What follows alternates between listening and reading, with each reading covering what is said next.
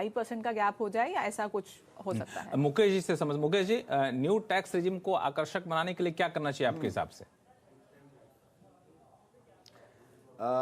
मैं ये मानता हूं कि न्यू टैक्स रेजिम हमारे सेटअप में उसका मैं इतना रेलेवेंस नहीं देखता हूं, with due respect, you know. और ये ओल्ड वर्सेस न्यू में you are neither here nor there.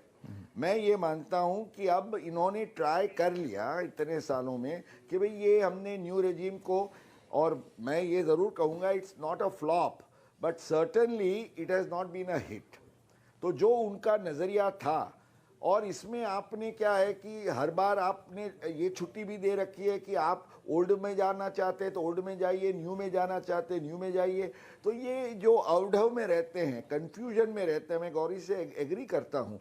So in my opinion, एक बार आपने ये ट्राई कर लिया, you should make up your mind. और मैं कहता हूँ हमारे पूरे सेटअप के लिए एजुकेशन, हाउसिंग, मेडिकल रिलीफ, ये सब चीज़ों पर जो फोकस होना चाहिए उसको ध्यान में रखते हुए I am a strong advocate of the old scheme. हालांकि मेरा जो आपने सुझाव दिया कि एक बार जिसने डिसाइड कर लिया उसको डिसाइड कर देना चाहिए, उस पर वापस लाने के पीछे हटने का जो दरवाजा खुला रहता है उससे कुछ कन्फ्यूजन रहता है। हालांकि मेरी राय इसमें यह है कि हम लोग जिस मानसिकता के लोग हैं कि नए चीज़ों को अपनाने में थोड़ा सा हिचकते हैं। जब पुरानी चीज़ें अच्छी तरीके से चल रही हैं तो कहते चलने रहने दो, नई चीज़ों को तभी अपनाएंगे जब ये लगे चलो नई चीज़ अच्छी नहीं लगी तो फिर हम वापस पुराने पे आ जाएंगे। तो जब पुराने पे आप वापस आने का रास्ता बंद हो जाएगा तो नए के प्रति लोगों का आकर्षण शायद और कम ना हो जाए। खैर ये मेरी अपनी राय है। कोहली साहब, मेरा ये कहना है कि जब हम लोगों ने एक शो भी किया था जिसमें ये किया था कि किसको नए रेजिम में आना चाहिए, किसको नहीं आना चाहिए, तो हम लोगों ने पाया कि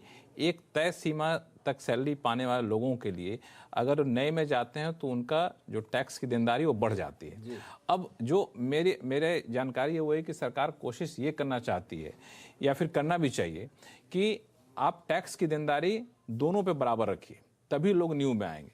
अब न्यू के मुकाबले ओल्ड में टैक्स की देनदारी अगर बहुत कम होगा तो लोग नहीं आएंगे न्यू में।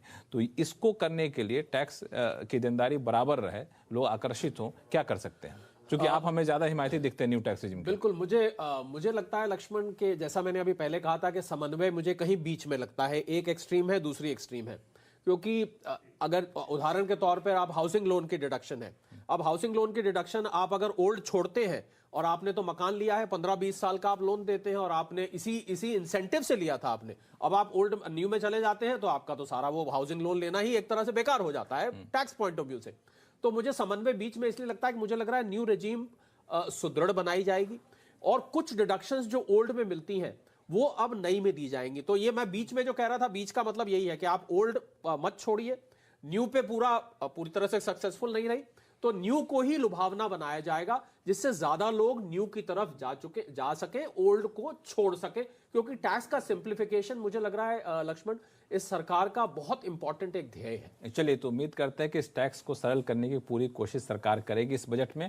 और अभी फिलहाल छोटे से ब्रेक के बाद बात करेंगे जिसकी मांग सबसे ज्यादा हो रही है, वो यह है कि 2.5 लाख इनकम टैक्स छूट की सीमा को क्यों सरकार पकड़ कर बैठी है, उसको क्यों नहीं बढ़ा रही है। इस पर बातचीत करेंगे छोटे से ब्रेक के बाद।